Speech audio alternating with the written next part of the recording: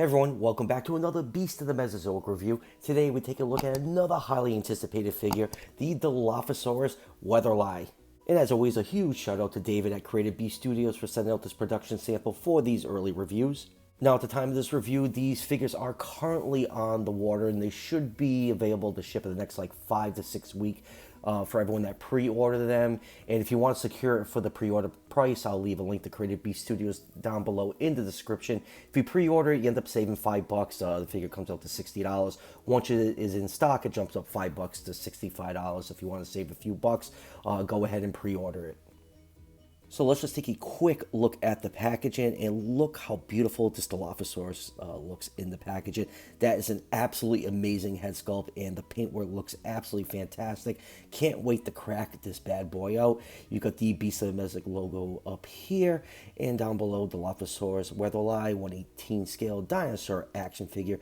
Then we have this absolutely gorgeous artwork on the side of the box. It has some amazing looking artwork, one of my favorite artworks in the series. And on the back of the box we have the product shot of the actual figure, some information about Dilophosaurus and the other figures available in this wave: the albino Zuniceratops, Allosaurus, the previous review Deinonychus, the Smilodon, and Utah Raptor, which already has been released. So yes, let's crack this amazing looking figure open. I cannot wait to get my hands on this thing. And here is the Dilophosaurus out of the package, and I have to say this is a drop-dead gorgeous figure. A lot of companies have done Dilophosaur figures over the years, and I really never felt like any of them were the definitive version of that species. But I can safely say the BoTM version is my definitive Dilophosaurus. It has all the newest scientific evidence incorporated into the sculpt. Dilophosaurus went through kind of a change a few years ago with a new paper that came out, especially about the the crest and the structure of the skull. So yeah, this thing is absolutely gorgeous. The paint apps on the head are so well done, and that blue mouth is just absolutely wild looking. This thing is just amazing from head to toe. And of course, this figure comes chock full of accessories, just like most BoTM figures. We get the new clear display base, which came with the Utah Raptor, but this time it comes with a nice adhesive rubber pad, which helps so much with stability. We get a pair of walking toes and a pair of closed toes, as along with more accessories for that support rod. And of course, we get the usual collector card inside the box featuring that gorgeous artwork of Dilophosaurus, and on the back of the card we get a picture of the actual figure and some facts about Dilophosaurus. For measurements, this figure is 14.5 inches long from the tip of the snout to the tip of the tail, or 36.8 centimeters, and about 5.5 inches high to the top of the crest, or just under 14 centimeters. So Dilophosaurus in real life is around 23 feet long, or 7 meters. So I'll put this figure nicely in that 1/18 scale range. And let's take a look at some of the finer details on this absolutely gorgeous looking figure. As you can see, the figure is very well balanced and it can stand on its own with the help of the display stand. Now moving on to the absolutely amazing looking head sculpt. They absolutely knocked it out of the park.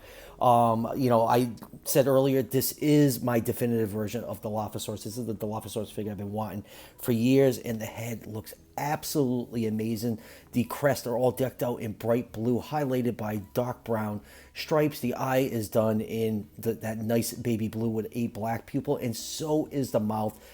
The gum tissue is done in bright blue. There's so much blue. Blue is one of my favorite colors on dinosaurs, and the blue mouth really sets this model apart from most other dinosaur figures. You can also see the teeth are nicely painted in, and then going down to the very long neck, you do have this nice coat of proto feathers or pycnofibers along the neck and body, and that transitions to almost a black color to a light gray color when you get to about the hip region and the base of the tail.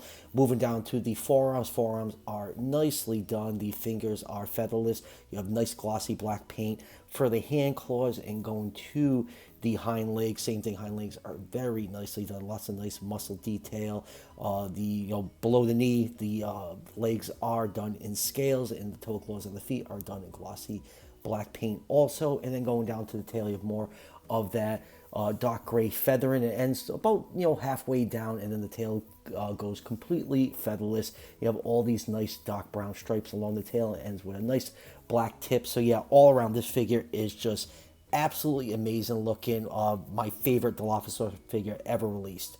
Moving on to articulation, the jaw can open up that wide and can close completely flush. And then you have this awesome triple jointed neck. You can get some movement at all three joints, allows the head to look up that far and it can look down that far. But the best part is the range of motion these three joints allow. Let's look at this from the top. You can get some very good side-to-side movement with that neck joint. Probably the best neck articulation out of every BoTM figure. It just works absolutely brilliant. Even at the base of the neck, you get some nice up and down movement. For the forearms, they can move forwards and backwards, and they can swing out just a little bit. I wish there was a hinge joint on here instead of a ball joint to allow a little wider range for the arms to swing out. Elbows can bend about 90 degrees, and they are on a hinge joint that can rotate the arms out. Wrist can rotate. No hinge joint on the wrist. They are still on a ball joint. Kind of wish they had a hinge joint like the Tyrannosaurus, because we actually have trace fossil evidence of Dilophosaurus. Well, technically, Ubrontes. That's what the footprints found around New England is. I am from New England, so I've seen a lot of Ubrontes footprints out there. Just wish the arms, the wrist can fold in all the way. We have trace element of an actual Ubrontes resting with the palms turned upwards. I think that'd be really cool if we could recreate that. For the torso, you get some nice downwards and upwards movement, as well as some nice side-to-side movement on that joint. Hind leg can move backwards and forwards, and you do get some nice articulation on the knee. I wish, like I said it with the Deinonychus and most of the theropod figures, I just wish the knees could bend a little bit more. It would just be able to create much more dynamic poses if we had a little bit more movement at the knees. And then we have some nice articulation at the knees, as I'm tripping over my own words, as well as articulation. And the feet now, just like they did with the Utah Raptor, you do have that nice hinged foot that allows some nice up and down movement and side-to-side movement. And you can easily pop up those new hinged feet and insert any of the alternate toes in there much easier than the ball joints. I just really like this new disc joint for the feet on the theropod figure. Is definitely a step forward for them. And lastly, for the tail, you have this triple jointed tail. At the base of the tail, you get side-to-side up and down movement. Same thing for the mid joint on the tail, and same thing for the last joint. And the end of the tail is made out of a soft, flexible material with a wire in it. But I've noticed on the Dilophosaurus, the material is much more rigid than anything else I've experienced in the line.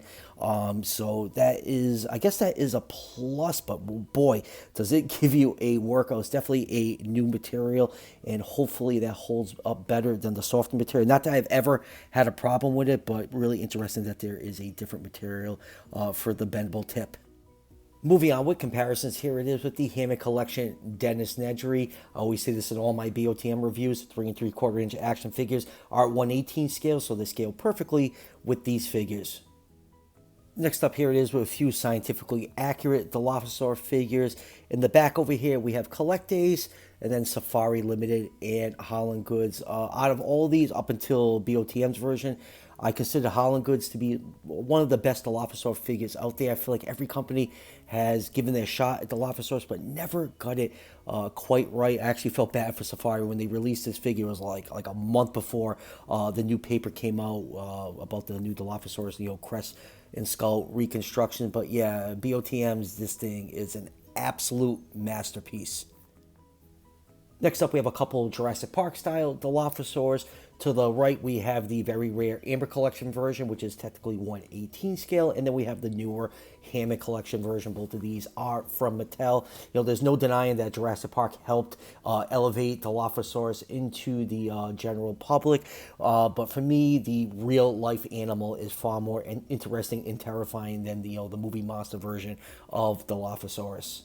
And lastly, here it is compared with a few BoTM figures. We have the Utah Raptor, the awesome Bistaherversa, the recently reviewed Deinonychus, and Spiclipholis. So, final thoughts of the Beast of Mesozoic Dilophosaurus. This thing is a masterpiece, one of the best figures in the entire BoTM lineup. It is just an absolute joy to play with. It has some of the best neck articulation out of any figure in the line so far. The head sculpt is absolutely drop dead gorgeous. Just love all the blue on it. That blue mouth is just absolutely wild to look at. It's just all around a perfect looking Dilophosaurus, in my opinion. I've been waiting for a definitive version of the species forever, and I finally have it with this figure. Like I said at the beginning of the review, you could pre-order this figure from Creative Beast Studios. They should be shipping out in a few weeks. Link is down below in the description. So that will do it for the review. Like, I really haven't had a lot of new stuff coming in lately. Still waiting for the PNS, so Chimerosaurus to come in, and Hollinger just announced their Triceratops.